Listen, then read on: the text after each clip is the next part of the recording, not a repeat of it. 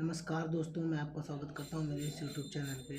जैसे कि आप जानते हैं, बिहार के लिए बीपीएससी के 7th फेज़ की एग्ज़ाम होने वाली है। उसके अंदर जीके जीएस का एक बहुत ही वेटेज है, बहुत ही ज़्यादा रोल है, क्योंकि आप इसको हल्के में नहीं ले सकते, क्योंकि ये बीपीएससी है। ठीक है, ये हमारा दिल्ली का स्टेट एग्ज़ाम नहीं है या यूपी में कहीं और का, ये बिहार का है। बिहार वाले जीकेएस पे बहुत फोकस करते हैं, जीएस पे। ठीक है, तो मैं आज आपको मतलब पढ़ाने वाला हूँ। मैं अपने चैनल पे दानिश सर की वीडियो तो डालता ही हूँ। ठीक है, आज से मैं ये भी डाल रहा हूँ। ठीक है, आपको अच्छी लगेगी, एक बार में याद हो जाएगा। ठीक है, मैं आपको याद कराने की कोशिश करूँगा। तो देखिए, चित्रों के साथ हम याद करेंगे और आपको अच्छी लगेगी। और अच्छी लगे तभी वीडियो को लाइक करना, शेयर करना, वरना मत करना। ठीक है, चलो देखते हैं। पहला हम पढ़ेंगे आज मुस्लिम आक्रमण।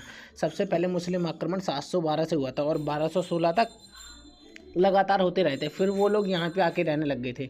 ठीक है, आज हम गौरी और गजनी के बारे में पढ़ेंगे, मोहम्मद गौरी और गजनी के बारे में, और चित्रों के माध्यम से, जैसा कि आप देख सकते हैं।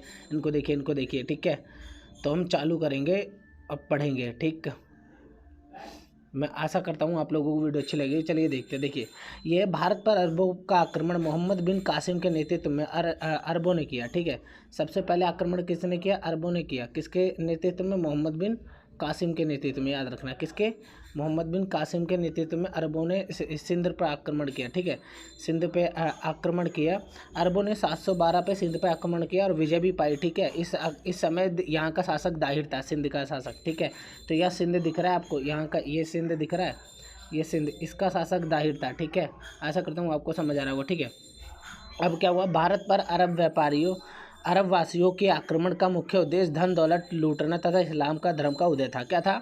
जो यहाँ से आ रहे थे ना, पर्सिया और ईरान से ये लोग सिंध आ रहे थे, ये क्या थे? चुट्टे थे। यहाँ देखिए। ठीक है, दिखाता हूँ आपको, अभी हम दिखाते हैं आपको चित्र, अरब पर्सिया का चित्र। 1 मिनट रुकिएगा, बस 1 मिनट। देखिए, ये जो इराक है ना, इराक और पर्सिया, यहाँ से क्या हो रहा था? इराक से ये लोग यहाँ आ रहे थे भारत के अंदर, तब ये थोड़ा ये था भारत। ठीक है, तो इस इलाके से जो भी आ रहे थे ना, ये लोग यहाँ से आ रहे थे, तो किस लिए आते थे? लूट मार करने आते थे। चोट्टे तो थे ही ये, तो लूट मार करने आते थे। भिखमंगे इनके पास कुछ था नहीं, ये तो लूटने आते थे। ठीक है, तो याद रखना, यहाँ से आ रहे थे। देखो, चित्रों के माध्यम से बता रहा हूँ, ये सारी चीज़ करने में बहुत मेहनत लगती है और याद रहता है। याद रखना, ये जगह सिंध है, ये दिख रहा है, ये गुजरात आपको दिख रहा होगा, ये रहा गुजरात। ठीक है, तो गुजरात से ऊपर ये पाकिस्तान का हिस्सा और भारत का हिस्सा पंजाब वाला पूरा सिंध। ठीक है, समझ आ रहा है आपको? ठीक, चलो आगे चलता हूँ। आशा कर रहा हूँ समझ आ रही होगी, समझते रहना। ठीक है, अब क्या हुआ? अब मोहम्मद गजनी के बारे में पढ़ते हैं। किसके बारे में? मोहम्मद गजनी संस्थापक था। देखो, मोहम्मद गजनी नहीं, महमूद गजनी संस्थापक था। अल्पतगीन का गुलाम था और दामाद सुपुर्तगीन था। ठीक है, अल्पतगीन नामक एक तुर्क सरदार गजनी साम्राज्य का मोहम्मद गजनी सुबुक्तगीन का पुत्र था। मोहम्मद गजनी था सुबुक्तगीन का पुत्र था। अपने पिता के काल में गजनी खुरसाना का शासक था। ठीक है, ये गजनी की बात हो रही है, मोहम्मद गजनी की। ये खुरसाना का शासक था। मोहम्मद गजनी 27 वर्ष की अवस्था में 1998 में गद्दी पे बैठा। 1998 में गद्दी पे बैठा है। ठीक है, 1998 में गद्दी पे बैठा है। बगदाद का खलीफा अल आदिर बिलाल ने महमूद गजनी के पद को मान्यता प्रदान करते हुए उसे यमीन उद दौला तथा यमीन उल मिलाल की उपाधि दी। महमूद गजनी ने भारत पर 17 बार आक्रमण किया। महमूद गजनी ने भारत पर पहला आक्रमण 1101 में किया। ठीक है, यही आक्रमण शाही राजपाल के विरुद्ध था। जो शाही राजपाल राजा थे ना, राजा राजपाल, उनके जयपाल की विजय इसमें पराजय हुई। तो पहला जो आक्रमण था वो किसने करा? मोहम्मद गजनी ने करा, इस पे, यहाँ पे, इस समय। ठीक है, और किससे हुआ? शाही राजपाल घराने से, और जयपाल की हार हुई 1001 में। याद रखना, 1001 में। ठीक है, इसके बाद मोहम्मद गजनी 1008 में नागरकोट के विरुद्ध हमले को मूर्तिवाद के रूप में पहली महत्वपूर्ण जीत बताती है, क्योंकि इसमें क्या करते हैं? मूर्तिवाद, ये जो मूर्ति उड़ती है ना, वो तोड़ देता है मंदिरों से बहुत सारी, ये क्योंकि हमें हराना चाहता था वो। देखो, ये वाला क्या है? मोहम्मद गौरी, ये गजनी, और ये क्या है? महमूद गौरी। याद रखना, ये महमूद गौरी है, पृथ्वीराज चौहान से जिसकी लड़ाई हुई थी। चलिए आगे पढ़ते थोड़ा, इसकी फ़ोटो मैंने लगा दी बस। अब देखो, महमूद गजनी, ये गजनी है जो पहले आया था। गजनी, देखिए, जो गजनी है वो पहले आया है, फिर चला गया, फिर गौरी आया बाद में। ठीक है, गौरी के आगे गुलाम वंश आया है। ठीक, तो महमूद गजनी ने थानेसर के चक्रसौमिन की कांसे की निर्मित आदमकद प्रतिमा की गजनी भेजकर रंगभूमि में रखवाया, मतलब यहाँ से मूर्ति उठवा के ले गया। महमूद गजनी का सबसे चर्चित आक्रमण 1025 का सोमनाथ मंदिर सौराष्ट्र पे हुआ, जिसमें सोमनाथ मंदिर को लूटा गया। इस हरामी ने क्या करा था, यहाँ ये भारत में एंट्री ली थी इन्होंने पर्चे से, और यहाँ पे सोमनाथ मंदिर को खूब लूटा इन्होंने, ठीक है, 1025 में, ठीक है। सोमनाथ मंदिर की लूट में उसे 20 लाख दिनार की संपत्ति हाथ लगी, 20 लाख दिनार उस समय की। सोमनाथ मंदिर लूट कर ले जाने के क्रम में महमूद पर जाटों ने आक्रमण कर दिया, कुछ संपत्ति लूट ली। क्या हुआ, जब ये जा रहा था ना, ये भारत है, इस रास्ते से जा रहा था, तो ये हरियाणा और कैथल के रास्ते में जाते जाते क्या हुआ, इन पर जाटों ने आक्रमण कर दिया, ठीक है, समझ आ रहा है। महमूद गजनी का अंतिम भारतीय आक्रमण 1027 में जाटों के विरुद्ध महमूद गजनी की मृत्यु। देखो, महमूद गजनी जब यहाँ से जाते हुए पिटा नहीं था 25 में, तो क्या वो बदला लेने के लिए आया था फिर, ठीक है, जाटों ने इसे खूब मारा था। तो महमूद गजनी का अंतिम भारतीय आक्रमण 1027 में जाटों के विरुद्ध, 25 में पिटा और 27 में फिर आया बदला लेने, और इसकी मृत्यु 1030 में हो गई थी, ठीक है। देखो, जो अल बिरूनी, फिरदौसी, उत्पी और फारूकी है ना, महमूद गजनी के ही दरबार में थे, याद रखना। अल बिरूनी ने किताब उल हिंद लिखी है, ठीक है, और फिरदौसी, उत्पी, फारूक, ये सब मोहम्मद क्या है गजनी के दरबार में थे, याद रखना, ठीक है। चलो आगे चलते हैं। अब देखो, ये आपको बता देना चाहता हूँ, ये रहा अफगानिस्तान, ये रहा गजनी, ये गजनी से ये आए थे इंडिया में, देख रहे हो, ये साले इतनी दूर से आते थे, बदतमीज। ये रहा गजनी, दिख रहा होगा आपको, ठीक है, ये गजनी है, ये खैबर दर्रे से निकलते हुए आते थे, ठीक है, अधिकतर इस वाले दर्रे से आते थे। दर्रा क्या होता है अब ये बता दो, पहाड़ों के बीच में ये रास्ता नहीं है, ये दर्रा है, ठीक है, कोई पहाड़ पे से थोड़ी चढ़ के आएगा, ठीक। तो ये गजनी यहाँ से घूमते हुए यहाँ से आते थे, यहाँ पे लूट लिया था इनने, फिर गुजरात गया था, ठीक है। तो याद रखना, 1025 में आया था, सोमनाथ मंदिर पे आक्रमण किया था, 1027 में एक बार आया था जाटों से लड़ने, क्योंकि 25 में जाते हुए पिटा था ना खूब, ठीक है, समझ आ रहा है। अब आगे चलते हैं। मैं गौर महमूद गजनी के अधीन, देखिए, गौर महमूद गजनी के अधीन एक छोटा राज्य है। 1173 ईस्वी में शहाबुद्दीन मोहम्मद गौरी गौर का शासक बना। महमूद गौरी ने भारत पर पहला आक्रमण 1175 में मुल्तान के विरुद्ध किया। महमूद गौरी का दूसरा आक्रमण 1178 में पाटन गुजरात में हुआ, ठीक है, गुजरात के पाटन में, ठीक है। और यहाँ भीम सेकंड ने गौरी को बुरी तरह परास्त किया, मतलब ये भीम सेकंड से इसकी लड़ाई हुई थी, ठीक है, और ये हार के गया था। अब देखो, ये बाद में फिर दोबारा आ जाता है, ये उनसे लड़ने, क्या बोलते हैं, पृथ्वीराज चौहान से।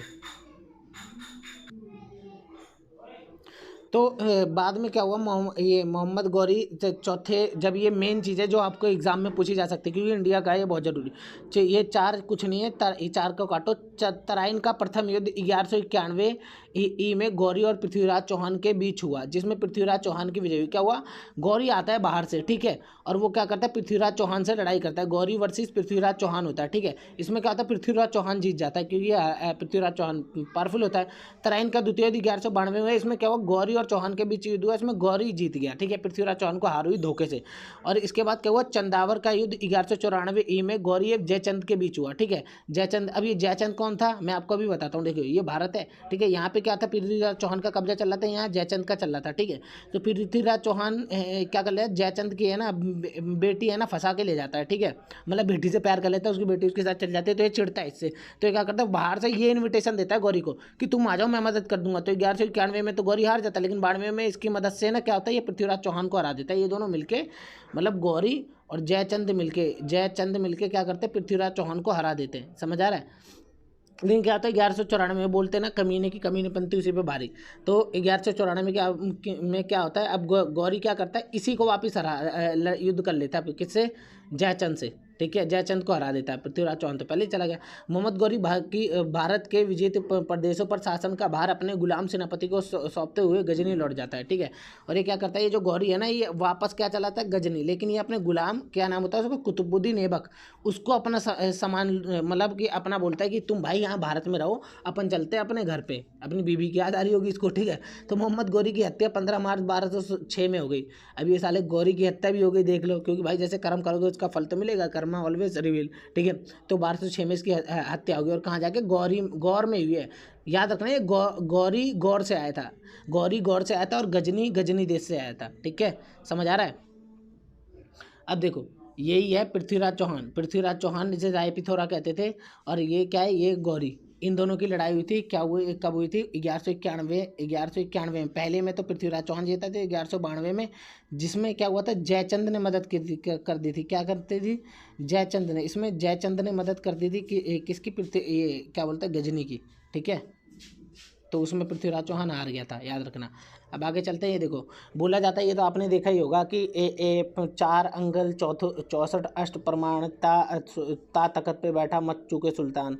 तो ऐसे करके ये कोई कविता है, मेरे को ज़्यादा याद नहीं है। तो उसमें पृथ्वीराज चौहान का हमें पता है ना कि गौरी क्या करता है, इनकी आंखों में सलाखें डाल देता है, ये अंधे हो जाते हैं। फिर भी क्या होता है, ये आवाज़ ध्वनि शिक्षा, इनके पास ध्वनि भेदन शिक्षा होती है, तो इसकी आवाज़ सुन के क्या होता है, ये इनको तीर मार देता है और गौरी मर जाता है गौर में। ठीक है, ये कहानी बताई जाती है। अब आपको मानने मानो, पृथ्वीराज चौहान के बारे में आपने सुना होगा, कितने प्रभावशाली राजा थे। ठीक है, और ये देखो, ये चल रही है आज की, ये मैंने बताया था ना आपको, क्या बताया था मैंने, कि पृथ्वीराज चौहान, देखिए ये है पृथ्वीराज चौहान, ये है संयोगिता। संयोगिता किसकी बेटी है? जयचंद की। जयचंद किसकी?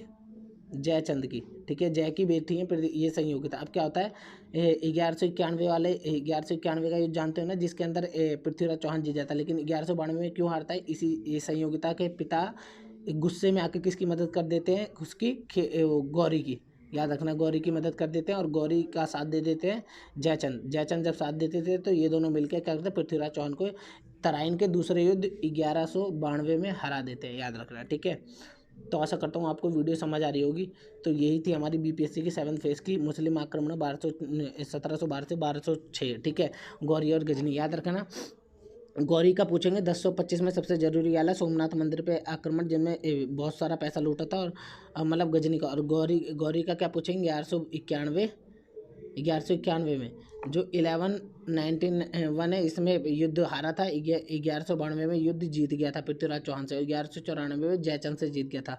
और इसके बाद क्या हुआ था, इसके बाद मैं बताऊंगा कल की वीडियो में। ठीक है, तो आशा करता हूँ अगर आप इस वीडियो को शेयर करेंगे ना, और एक कमेंट और लाइक करेंगे, क्योंकि यार मैं देखो इतना कुछ लिखने में, इतने अच्छे अच्छे चित्र लगाने में बहुत मेहनत लगती है। अगर आप लोग लाइक शेयर करेंगे तो मैं इसके आगे वाला पार्ट भी लाऊंगा। तो ज़्यादा नहीं बोलूँगा, केवल 500 व्यू भी आ जाए ना, तो मैं इसके आगे का पार्ट बनाऊंगा, नहीं तो नहीं बना पाऊंगा। ठीक है, बाकी धन्यवाद, आपकी मर्जी। और इसको एक बार और देख लोगे तो अपने आप याद हो जाएगा। आशा करता हूँ आपको वीडियो अच्छी लगी, आपकी नौकरी लगे, बेशक से आप लाइक करें या ना करें, मेरी तरफ से आपका घर परिवार खुश रहे। धन्यवाद।